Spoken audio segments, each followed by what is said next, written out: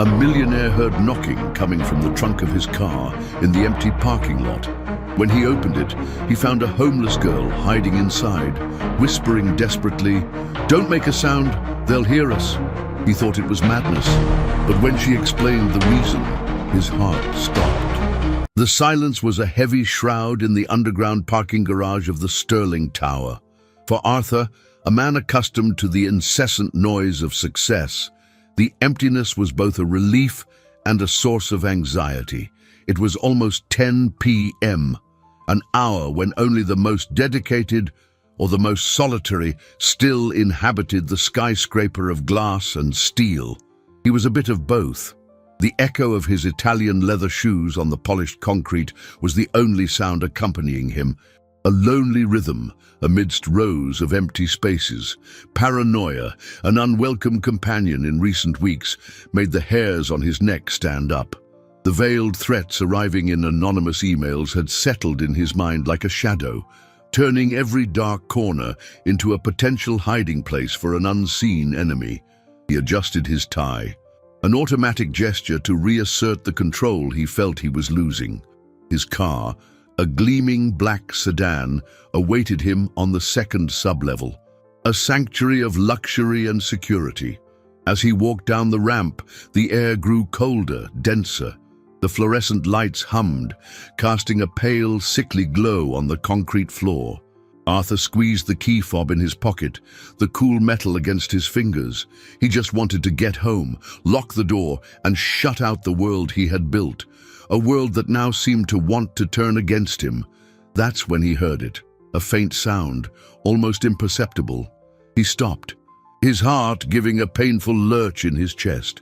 Was it his imagination? He waited, motionless, holding his breath. Tap, tap, tap. It wasn't his imagination. It came from the direction of his car. It was a rhythmic, deliberate sound, muffled by the car's body. His blood ran cold. The first image that came to mind was an animal, maybe a stray cat that had hidden in the engine for warmth. But the sound was coming from the back, from the trunk. His instincts, honed by weeks of fear, screamed danger. Could it be a trap, a device? His body tense, he approached slowly, his eyes scanning the shadows between the concrete columns. The garage was deserted. Only the car of one of the cleaners, a woman who always gave him a tired good night, was parked on the level above. He circled the vehicle, his heart hammering against his ribs. The tapping stopped. The silence that followed was even more terrifying. He hesitated for a long moment, his hand hovering over the trunk release button. What if it was the worst? What if, by opening it, he sealed his fate? But the uncertainty was an even greater torture. With a quick, decisive move, he pressed the button. The trunk lid opened with a soft click and a hydraulic hiss. Arthur took a step back, his body braced for whatever was inside, but nothing jumped out. Nothing exploded. What he saw left him breathless, paralyzed by a mixture of shock and confusion that halted all his thoughts. Curled up between a first aid kit and his gym bag was a little girl. She couldn't have been more than 6, with tangled dark hair and a face smudged with soot. She wore a flimsy, faded dress, completely inadequate for the night's chill. But what held him captive were her eyes, large, dark, and filled with a fear so deep it seemed too ancient for a child. He recognized her. She was the little girl he sometimes saw near the stoplight a few blocks away, the one to whom he would discreetly give a $20 bill or a snack when their eyes met. A flood of questions washed over him. How did she get in there? Why? Before he could form a single word, the girl raised a small, trembling hand and brought her index finger to her lips, a universal gesture for silence. Her eyes widened, filled with a desperate urgency. And then, in a whisper that was barely a breath of air, she said, "Don't make a sound. They might hear us." The word "they" hung in the cold garage air, heavy with a weight Arthur felt in the pit of his stomach. For an instant, the world seemed to shrink, focusing only on the frightened face of this child in his trunk. "Who's they?" he whispered back, his voice hoarse, almost inaudible. He instinctively lowered the trunk lid, leaving just a crack so they could talk without being seen, a gesture that transformed him from a potential victim into the accomplice of a terrifying secret. The girl, whom he now saw in the dim light, had the wisdom of fear in her eyes. "The bad men," she murmured, her lips barely moving. "I saw them down by the ground floor exit, two dark SUVs parked in the shadows. They were waiting." Arthur's paranoia, which until then had been a whispering voice in his mind, was now screaming. The anonymous threats, the feeling of being watched, it all clicked into place with horrifying clarity. But how could this little girl know? "How do you know they were waiting for me?" he asked, trying to keep his voice calm so as not to frighten her further. "I heard them," she answered, her voice trembling. "They talked about the man in the big car who always leaves last. That's you, right? You always give me some cash." A chill ran down Arthur's spine. She wasn't imagining things. She watched him, his discreet generosity, one of his few acts of genuine connection with the world outside his corporate bubble, had forged an unexpected bond, a tiny guardian he never knew he had. "I hid when I saw them looking this way. The trunk was a little bit open," she explained, as if justifying her trespass. He felt a pang of guilt. That minor defect in the latch, which he had been putting off fixing, might have just saved his life. The duality of his situation hit him hard. He was a powerful man, with the resources to fight any corporate enemy, yet here he was, huddled in the sub-level of his own building, being warned by a street kid. His protective instinct, normally reserved for the vulnerable he helped from a distance, now focused entirely on her. She was no longer a stranger. She was an ally. "All right," he said, a decision forming in his mind. "We need to get out of here without them seeing us. But first, I need to be sure." He looked around. The small security booth on this level, usually empty at this hour, had a monitor displaying the feeds from the garage's cameras. It was his only chance to confirm her story without exposing himself. "Stay here. Don't make a single sound," he ordered softly, closing the trunk completely, plunging her into darkness. Her heart must be racing, he thought, feeling the weight of his responsibility. He moved in silence, crouching between cars, each step a gamble. The sound of his shoes seemed like thunder in the oppressive silence. Finally, he reached the glass booth. The door was unlocked. He slipped inside and his eyes went straight to the wall of monitors. His hope for an answer shattered in an instant, replaced by an icy dread. The screens were all blue, each displaying the same message in stark white letters: "No signal." It wasn't a technical glitch. Every camera, from every angle, on both levels, had been cut. Someone didn't want any witnesses to what was about to happen. The girl wasn't exaggerating. They weren't just waiting. They had prepared the ground, and he had just walked into their trap. Arthur returned to the car with the quick, silent steps of a predator, though he felt like prey. His pale face and clenched jaw were the only evidence of the storm of dread building inside him. The girl, now a silent ally in her metal refuge, was his priority. He opened the trunk again, this time with a contained urgency. Her eyes met his in the gloom, questioning and full of an intelligence that belied her young age. "You were right," he said, his voice low and tense. "The cameras are out, all of them. Someone planned this very carefully." He saw a tremor run through her small body, but she didn't cry.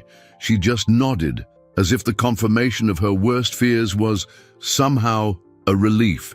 She wasn't crazy. The danger was real. "What's your name?" he asked suddenly, realizing how absurd it was not to know what to call the person who had just saved his life. "Lena," she whispered, the name sounding fragile in the heavy air.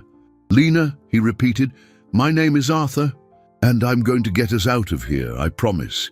He helped her out of the trunk, and her bare, dirty feet touched the cold concrete floor without a sound. She was as small and light as a bird, but there was a strength in her grip, when her little hand found his. For a child who lived on the streets, survival instinct was second nature. For Arthur, a man who orchestrated million-dollar deals from a glass tower, that instinct was reawakening in a brutal, primitive way. The initial plan was simple: ditch the car and leave on foot. Using the vehicle would be like announcing their position. They needed to go up, back into the building, find a working phone or an alternate exit on the upper floors. The most obvious route was the elevators. "Come on," he said, pulling her gently, "to the elevators. They won't be expecting us upstairs." They moved through the shadows, an unlikely pair fleeing an invisible threat. The garage, once just a functional space, now felt like a labyrinth of columns and darkness, where every sound echoed menacingly. The hum of the lights seemed to mock them. They reached the elevator bay, a small, brightly lit marble niche. Arthur jabbed the call button, his finger pressing hard on the plastic. Nothing, no light came on, no sound of an approaching car. He pressed it again and again. The silence was the only answer. Panic began to rise in his throat like bitter bile. He ran to the service panel next to the doors, prying open the small metal door. The wires were intact, but the main breaker had been switched off. It wasn't a power outage, it was a deliberate, precise cut. Someone had isolated the sublevels. Okay, he muttered, more to himself than to Lena. "We have the stairs." He grabbed her hand again, her small, cold palm in his, and led her to the heavy, red metal door in the corner of the garage. The word "exit" painted in bold white letters. It was the emergency stairwell, a guaranteed path to safety, built to withstand fire and chaos. It was the fail-safe. Arthur pushed the horizontal panic bar with the confidence of someone who knew safety protocols. The bar moved, it clicked, but the door didn't budge. He frowned, confused. He pushed harder, putting his body weight against the cold metal. The door groaned in protest, but remained stubbornly shut. It wasn't jammed, it was locked. From the outside, he peered at the crack between the door and the frame, and his heart stopped. Wedged on the other side, completely blocking the mechanism, was a heavy metal wedge, hammered in tight. They weren't just being waited for downstairs, they were caged. The metal door remained inert, a cold, impassive barrier.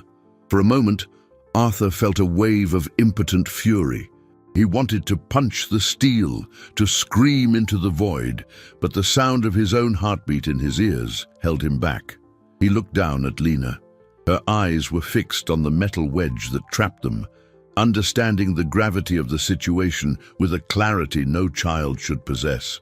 Seeing her fear mirror his own, Arthur's anger transformed into an icy determination. Panic was a luxury he couldn't afford. He was the adult. He was the protector.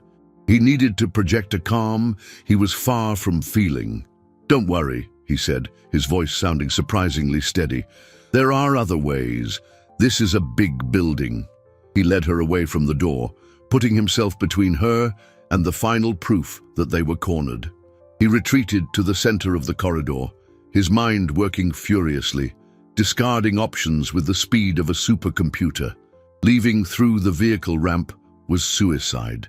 Elevators, dead. Emergency stairs, blocked. What was left? Ventilation ducts, too big for him. Maybe not for her, but the risk was immense. He wouldn't put her in that danger.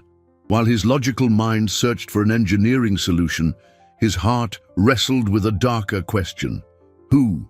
Who hated him enough to plan something with such diabolical precision? Disabling cameras, sabotaging elevators, blocking exits. This required inside knowledge. Someone who knew his routine, his habits, the building's layout. "They knew I'd be alone," he muttered, the thought escaping aloud. "They knew I'd be the last one to leave." It was then that Lena's small voice cut through the silence. "They knew you were working on the Helios initiative." Arthur froze, turning slowly to face her. The Helios initiative was a top-secret project, known only to his innermost circle of directors. It was the reason he had stayed so late for the past 3 nights. "What did you say?" he asked, crouching to meet her eyes. "I heard one of them on the phone," she explained, the memory sharp in her focused face. "He said, 'Don't worry, he's not leaving until he finishes the Helios paperwork. We've got all the time in the world.'" The revelation hit him like a punch to the gut. The paranoia that had plagued him wasn't baseless, and the enemy wasn't just outside the gates. They were inside. Someone on his team, someone he trusted, had betrayed him, serving up his life and his secrets on a silver platter. The sense of violation was almost worse than the physical fear. He stood up, his mind spinning with the faces of his colleagues, every smile now seeming like a mask. Who was it? Rick, his ambitious VP, Helen, his longtime assistant who knew his every move. Distrust was a poison, and it was already beginning to spread. But there was no time for that now. The priority was survival. He pulled out his cell phone, the last hope for contact with the outside world. As expected, the screen read, "No service." The thick concrete walls of the sublevel acted as a Faraday cage, blocking any signal. They were completely cut off, in absolute silence, left to their own devices. Despair began to creep through his defenses. They were trapped in a concrete tomb, waiting for the monsters outside to decide to come in. Just when the darkness seemed absolute, Lena's hand squeezed his tighter. "I think I know another way," she whispered, her eyes shining in the gloom. "A way nobody uses, but it's really dark, and it stinks." Lena's words were like a lighthouse in a dense fog of despair. Arthur stared at her, a mix of skepticism and hope warring within him. "What way?" he asked, his voice laced with an urgency he could barely conceal. She pointed to a distant, dark corner of the garage, an area he normally ignored, where the fluorescent lights seemed to have given up fighting the shadows.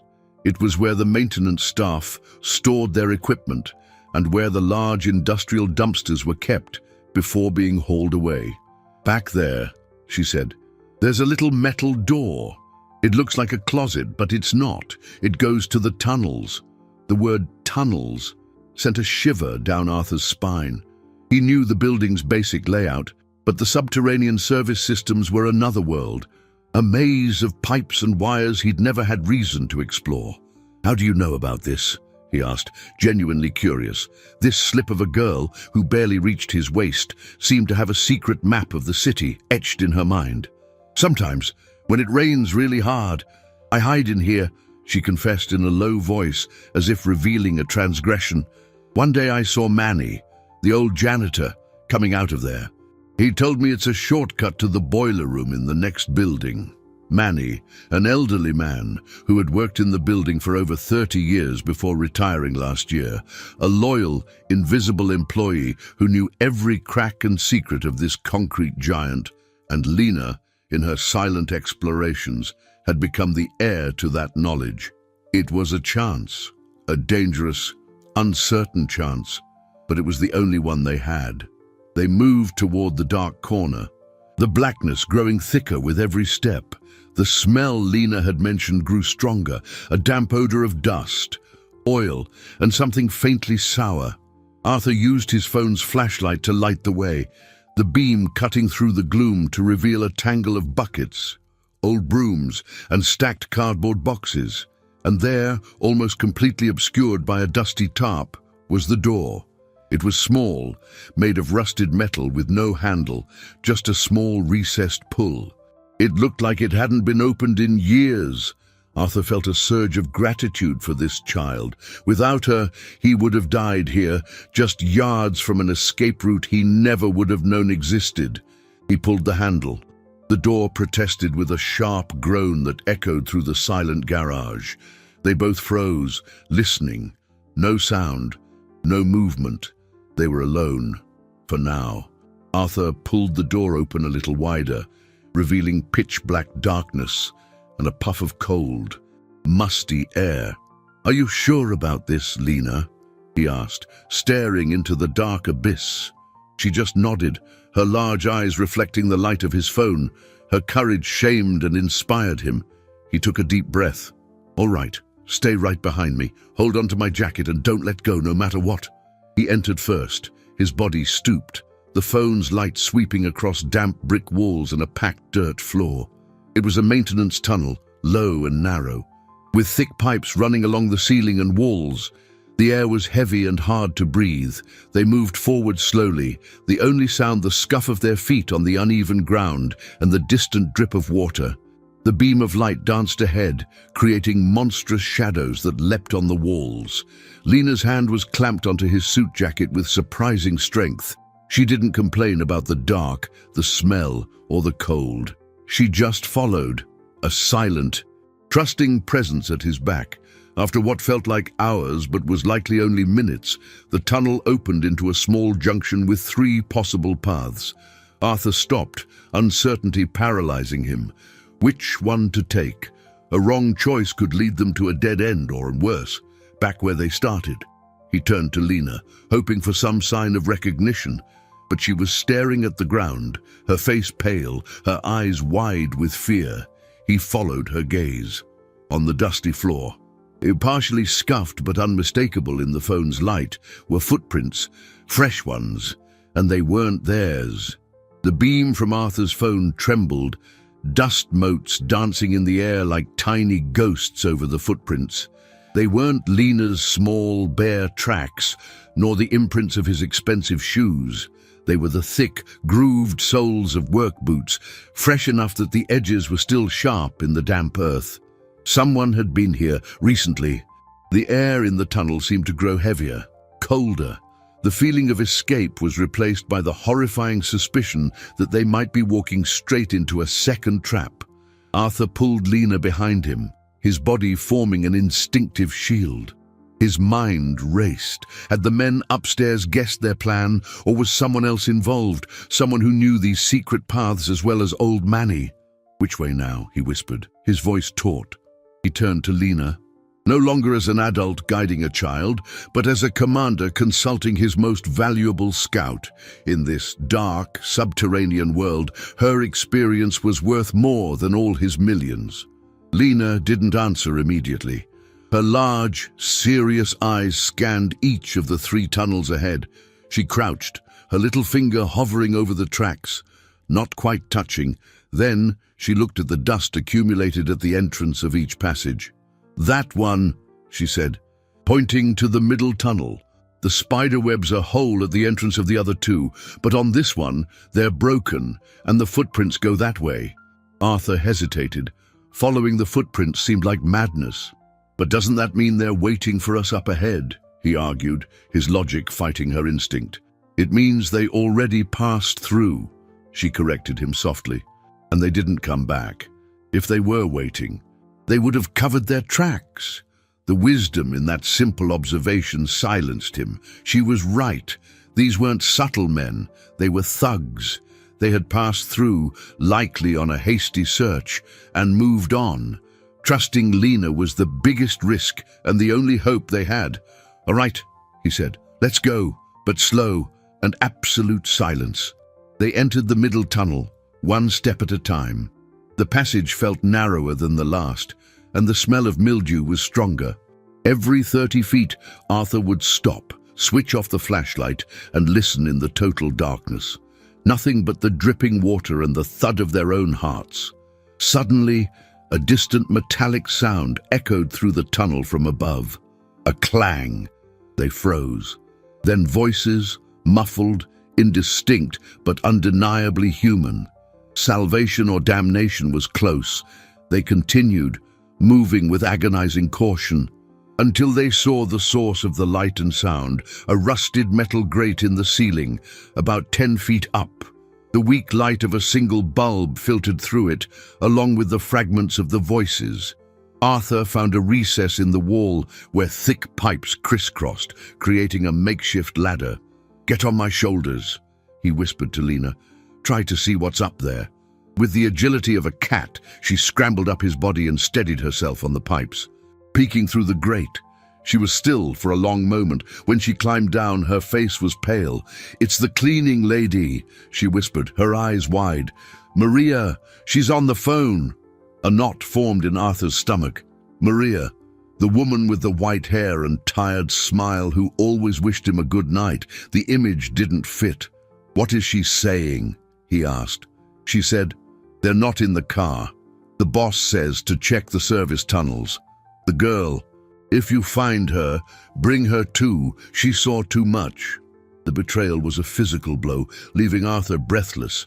It wasn't just one of his executives.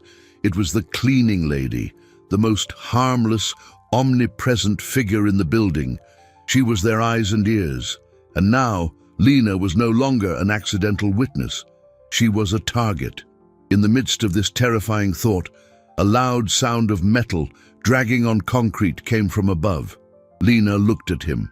Panic stamped on her face. Arthur helped her climb up again to look. He saw her stiffen, her small hand flying to her mouth to stifle a gasp. Slowly, the faint light from the grate began to diminish, swallowed by a growing shadow, until it was blocked completely. A final noise, a dull, heavy thud, and the darkness engulfed them completely. Maria had covered the grate with a heavy steel plate, sealing their only way out and plunging them into the most absolute, terrifying darkness. The darkness that swallowed them was unlike anything Arthur had ever experienced. It wasn't the soft dark of a bedroom at night, but a physical, oppressive blackness that pressed on his eyes and seemed to suck the air from his lungs. The final thud of the metal plate on the grate still echoed in his ears, the sound of their hope being sealed shut. For a long moment, the only sound in the tunnel was Lena's ragged breathing beside him. Panic, cold and sticky, threatened to overwhelm him, but the sound of the girl's fear anchored him to reality. He reached out in the blackness, his hand finding her small, trembling shoulder. "It's okay," he lied, his voice sounding hollow in the profound silence.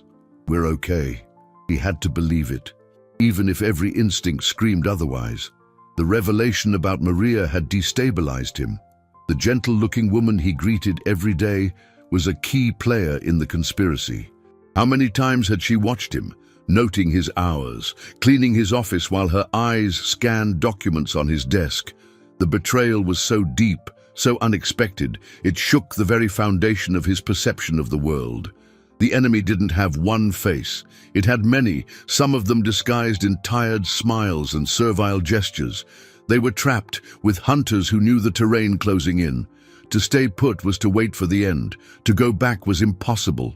The only option was to move forward, into the dark unknown of the tunnel.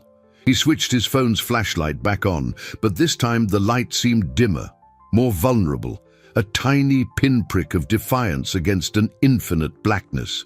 The beam revealed the damp walls and the uncertain path ahead. "Lena," he said softly. "Manny, did he ever say where this tunnel leads exactly?" Lena sniffled, fighting to control her fear. He said, "It comes out in the boiler room of the old building." The old building. It was an adjacent red brick structure, a relic of a bygone industrial era that Arthur's company had bought years ago but never renovated. It was derelict, slated for demolition. It was a desperate gamble, but it was the one they had. "Then that's where we're going," he declared, trying to inject a confidence he didn't feel into his voice. They walked for what felt like an eternity, the monotony of the tunnel fraying their nerves.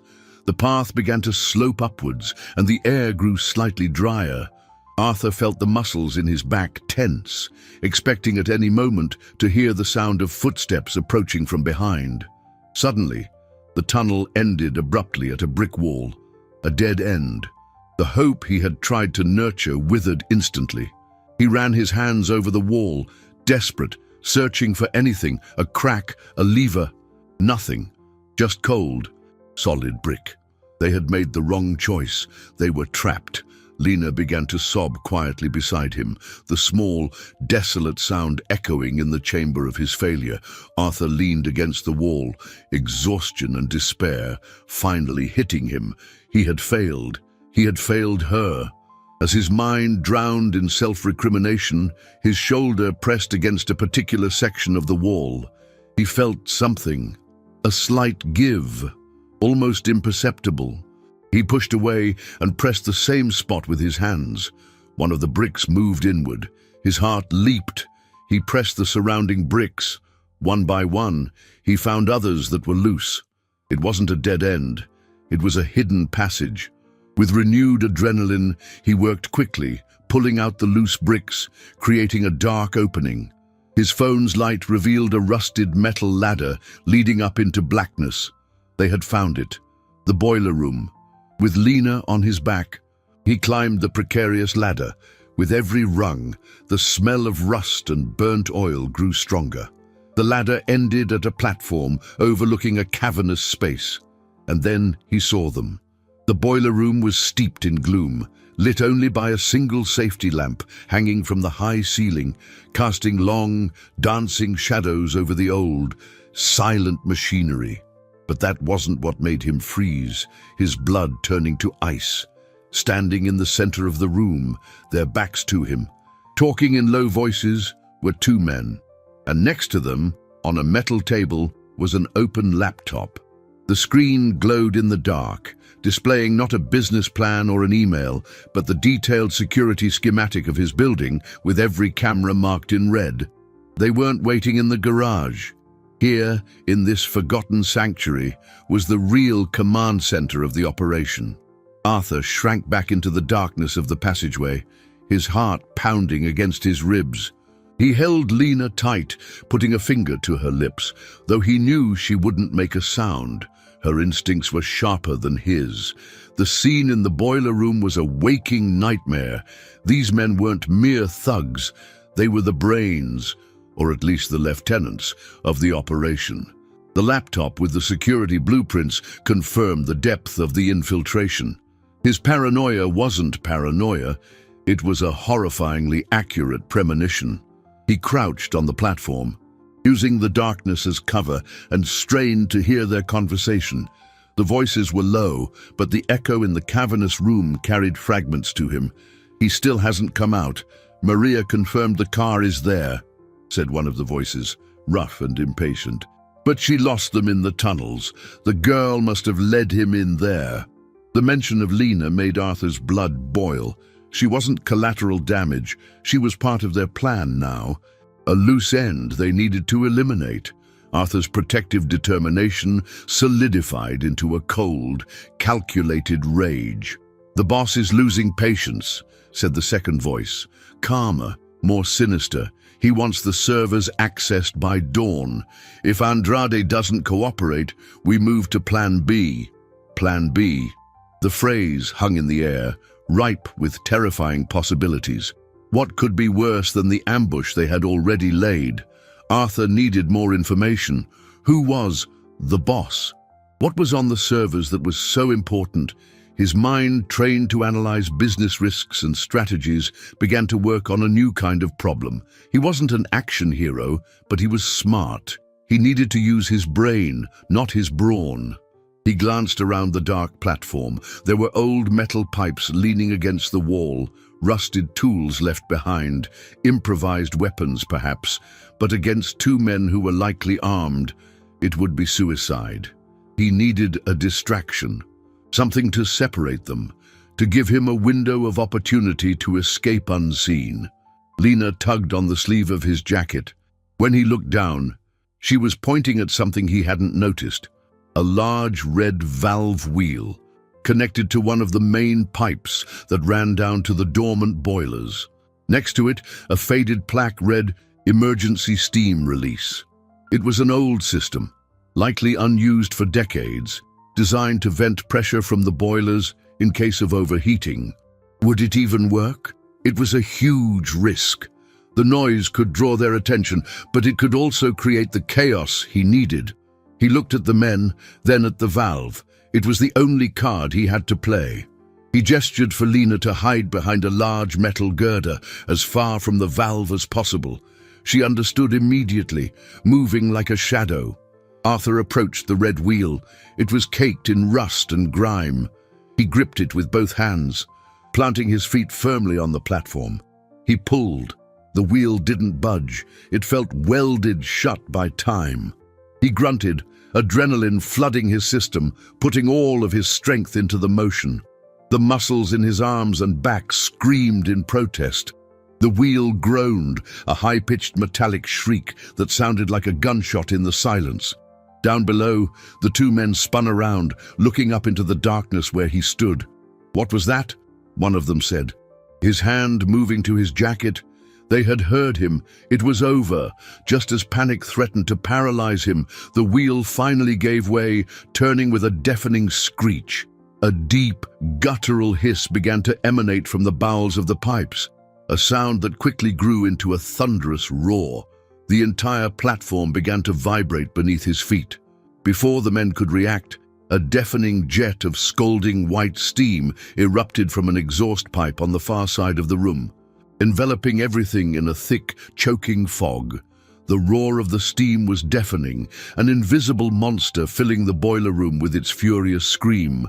Arthur was thrown back by the vibration, his ears ringing. The scalding white fog rose instantly, swallowing the two men and the glow of the laptop in an impenetrable cloud. Shouts of surprise and pain echoed from below, followed by violent coughing. The distraction had worked, perhaps too well. He scrambled to where Lena was hiding, the heat from the steam already rising and making the air hard to breathe. "Now!" he yelled over the din, grabbing her hand. "We have to get out of here." They clambered down the metal ladder as fast as they could, the rungs slick with condensation. By the time their feet hit the concrete floor, the room was almost completely obscured by the fog. Arthur could see only silhouettes moving disorientedly in the chaos. This was their chance. He pulled Lena toward the opposite wall from where they entered, seeking the main door he assumed would lead out of the abandoned building. They moved in a crouch, using the husks of the old boilers for cover. The noise was their best camouflage. Suddenly, a figure staggered out of the fog, directly into their path. It was one of the men, his face red and eyes watering, coughing uncontrollably. Arthur froze, his heart in his throat. He pushed Lena behind a large metal pillar and braced himself for a confrontation. The man saw him. His eyes widened in recognition, then narrowed in fury. He lunged forward, his hand still inside his coat. Arthur didn't think. He acted on pure protective instinct. He snatched a piece of rusted metal pipe from the floor and swung it with all his might, not at the man, but at a sparking, ancient electrical panel on the wall beside him. The impact of metal on metal produced a blinding shower of sparks, followed by a loud pop. The few lights still working in the room flickered and died, plunging everything into near total darkness, broken only by the ghostly glow of the steam, illuminated by the single remaining emergency lamp.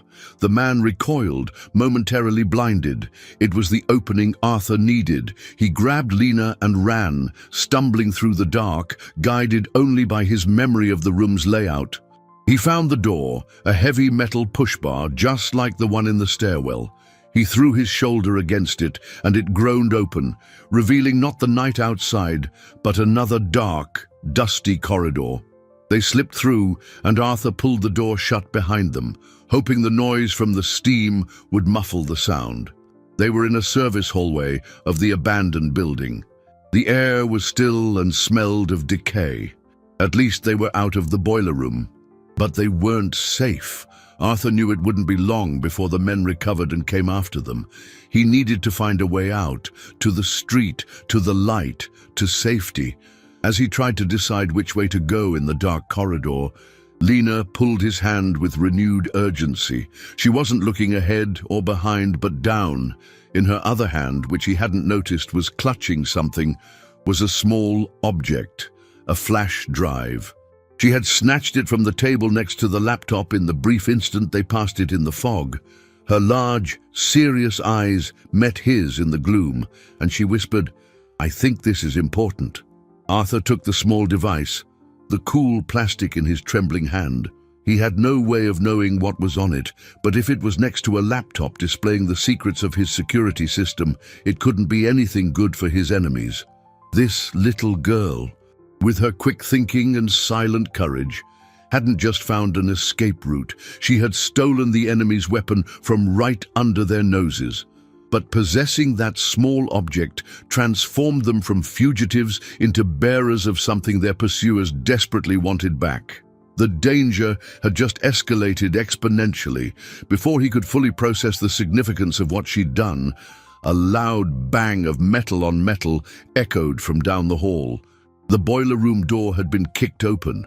"They're in here! Check everywhere!" a voice yelled, the rage making it almost unrecognizable. They had been too fast.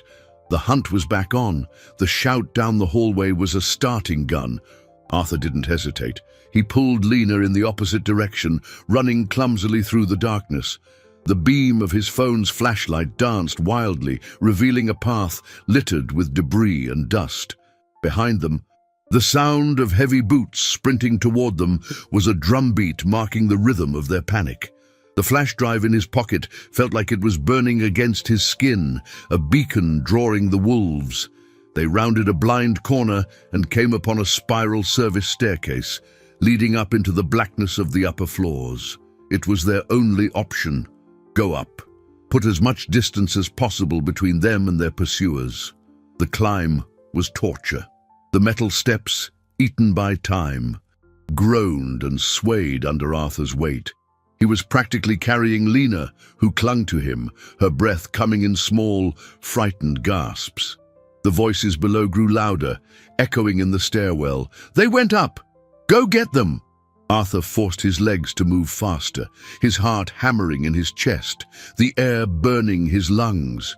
They climbed 1, 2, 3 flights, the derelict building revealing itself to be a vertical maze of decay. At each landing, locked doors or hallways leading into unknown blackness, there was no time to explore. The only way was up. On the 4th floor, he saw it. A window. It was caked with grime and boarded over, but through a crack, he could see the distant glow of city lights. Civilization was so close, yet it felt like another universe. The sight, however, gave him an idea, a risky one. He stopped on a dark landing, panting, and pulled Lena into a corner. "Listen," he said, his voice raspy. "We're going to split up." The fear in her eyes was like a knife in his heart, but he saw no other way. "It's the only way. They're after me. And this," he said, touching the pocket where the flash drive was. "You're small and you're fast. You know the shadows better than anyone. I need you to hide. Find a place where no one would ever think to look." Tears finally welled in Lena's eyes, tracing clean paths down her dirty face. "I know," she whispered, her voice thick. "I'm not leaving you." "You're not," he insisted, gripping her small shoulders. "You're going to save me. Again. When they pass, you go down and you get out of here. Find help. Show them what's on this." He pressed the flash drive into her hand and closed her fingers around it. "Can you do that for me?" For a long moment, she just stared at him, the conflict plain on her face. Then, the girl who survived on the streets took over. She wiped her tears with the back of her hand and nodded, her chin trembling but her eyes filled with a fierce determination. The sound of the boots on the steps was dangerously close now. "Go!" he ordered. "Now!" She turned and vanished into the darkness of a side hallway like a ghost. Arthur took a deep breath, his chest aching with the decision he'd just made. He turned and continued up the stairs, making as much noise as he could, yelling as if in exhaustion. "Up here! He's still going up!" the voice shouted from below. He was drawing them away from her. It was the only thing that mattered. He reached the top floor, the roof. The door was jammed, but with a desperate kick, he broke it open and stumbled out into the cold night air.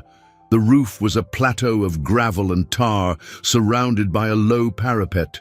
The city sprawled below him, a sea of glittering lights. Indifferent to his drama, he ran to the far edge, looking down into the dark alley many stories below. There was no escape. The door behind him burst open, and the two men stepped onto the roof, dark silhouettes against the city-lit sky. They didn't run. They walked slowly toward him, savoring the moment. "End of the line, Andrade," the calmer voice said, now dangerously close. "You gave us quite a run. Now, give us what the girl took." And maybe we'll make this easy on you." Arthur backed away, his body tense, trapped between his hunters and the deadly drop. He was unarmed, exhausted, and out of options. But as he looked at their faces, illuminated by the city glow, something unexpected happened. One of them he didn't know, but the other he knew very well.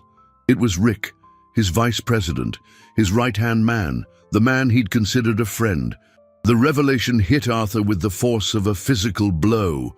Rick, the familiar face, now twisted into a mask of greed and contempt, was more shocking than any drawn weapon. The betrayal had a name, a face, a shared history of late-night meetings and trusting handshakes. "Rick," the word escaped Arthur's lips, a whisper of disbelief and pain. "Why?" Rick let out a short, bitter laugh, devoid of any humor. "Why? Because I'm tired of being your shadow, Arthur. Tired of doing all the dirty work while you take the bows and play philanthropist with our money. This company should have been mine." Every word was poison, rewriting years of shared history.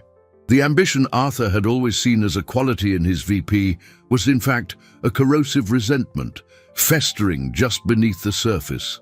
The boss the thug spoke of wasn't some powerful stranger, but the man standing a few feet away from him. "What's on the servers?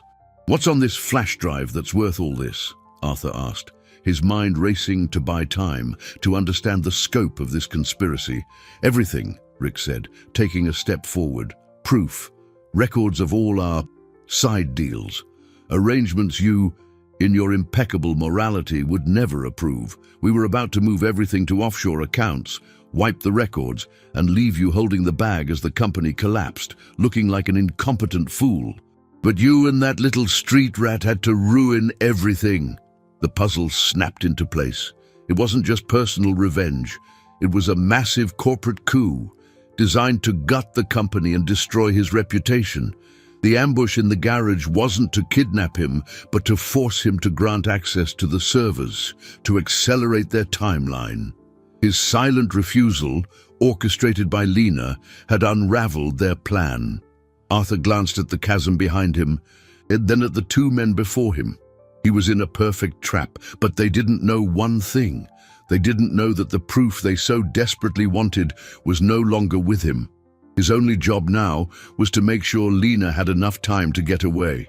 "You'll never get away with this," Arthur said, his voice steady, finding a strength he didn't know he possessed. The strength of a father protecting his child. "You can get me, but you won't get what you want." Rick smiled. A chilling, dead-eyed smile. "Oh, I think I will. We'll still find the girl. Maria's looking for her. Once we have her, you'll give us everything we want to keep her safe. Children are such an effective leverage."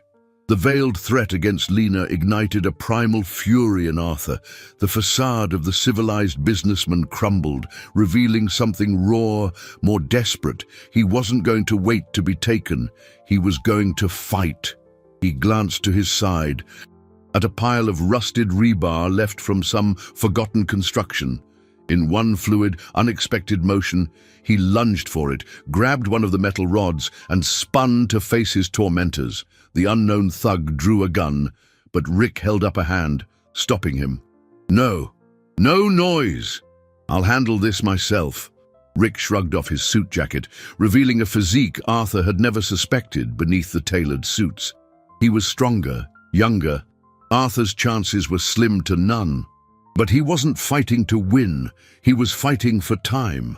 As Rick advanced, Arthur backed away, keeping the iron rod between them. His mind was with Lena, hiding somewhere in that dark, decrepit building. Was she safe? Had she found a way out? The sound of a siren far in the distance, a faint wail in the city's symphony, reached his ears. Was it his imagination, or had Lena made it? The hope was a small, flickering flame, but it was all he had. Rick attacked, fast and brutal. Arthur parried the blow with the rebar, the impact vibrating up his arms. He was outmatched, exhausted, and untrained. Rick disarmed him with a quick twist, the iron rod clattering to the ground. He was defenseless, Rick grabbed him by the collar, his face inches from Arthur's, his eyes burning with hatred. "It's over, Arthur." He shoved him hard, backward, toward the edge of the roof. Arthur stumbled, his heels finding empty air. He teetered, his arms flailing. The 12-story drop a terrifying certainty. The world turned upside down.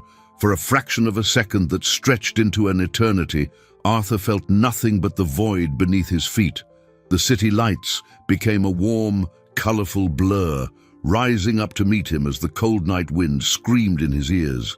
The image of Rick's triumphant face was the last thing he saw before his body tipped backward into the darkness. The end. This was how it ended. Not in a boardroom, not in a hospital bed in his old age, but in a silent, anonymous fall from a forgotten building. A flash of images flooded his mind.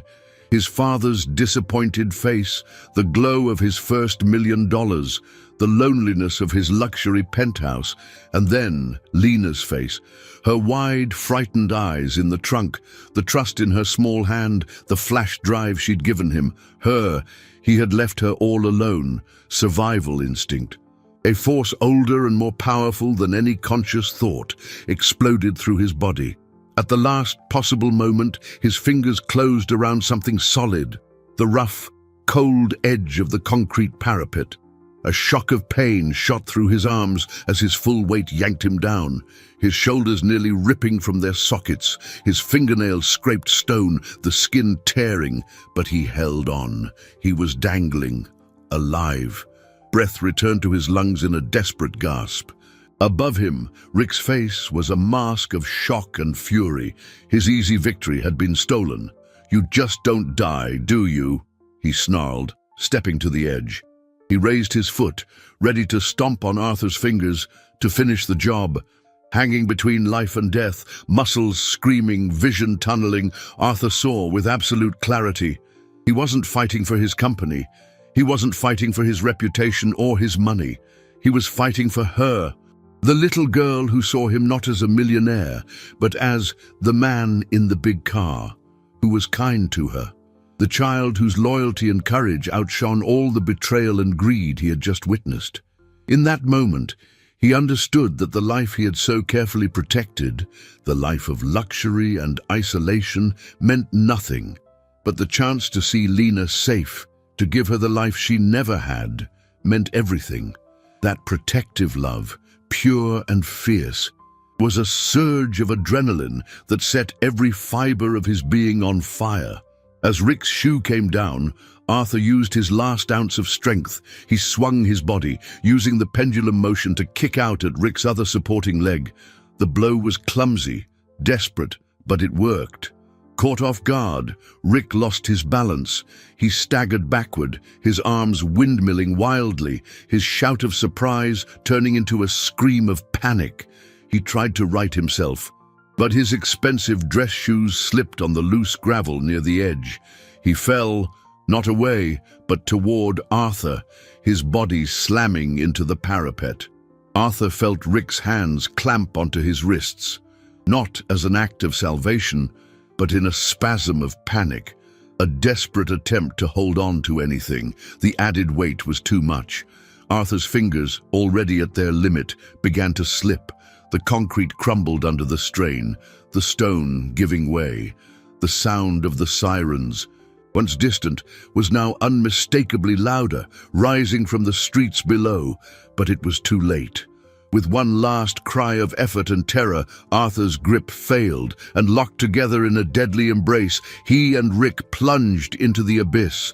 The fall was a symphony of terror. The wind roared, stealing breath and screams. Arthur closed his eyes, accepting the inevitable. But the final impact never came. Instead, a violent jolt, a searing pain across his torso, and the world stopped falling. He opened his eyes, blinking in confusion. He wasn't flying, nor was he splattered on the pavement. He was suspended in midair, about 2 stories below the roof.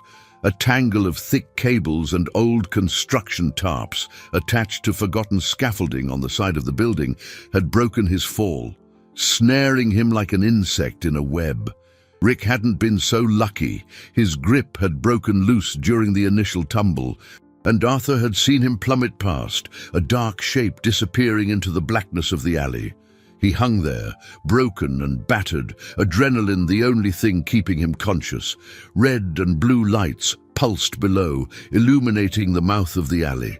The sirens were deafening now. Help had arrived, and he knew, with a certainty that warmed his heart, despite the cold and the pain, who was responsible. Lena. She had made it. She had saved him one last time. The sound of hurried footsteps on the roof above, followed by powerful flashlight beams sweeping the side of the building, confirmed his hope. "There! We got one!" a voice yelled. The light blinded him, but it was the most welcome sight of his life. The rescue was a slow, meticulous operation. Firefighters rappelled down, secured him in a harness, and hoisted him back to the safety of the roof where paramedics and police officers were waiting. Every movement was agony, but the only thing on his mind was Lena. "The girl," he managed to say, his voice a raw croak as they laid him on a stretcher. "A little girl. Is she safe?" A police officer with a kind, weary face knelt beside him. "She's safe, Mr. Andrade. She's the one who called us, used a payphone 3 blocks from here. Bravest kid I've ever seen. Not only gave us the location, but she handed this over." The officer held up a small evidence bag. Inside it was the flash drive. As they carried him toward the ambulance, the world became a blur of flashing lights and concerned faces.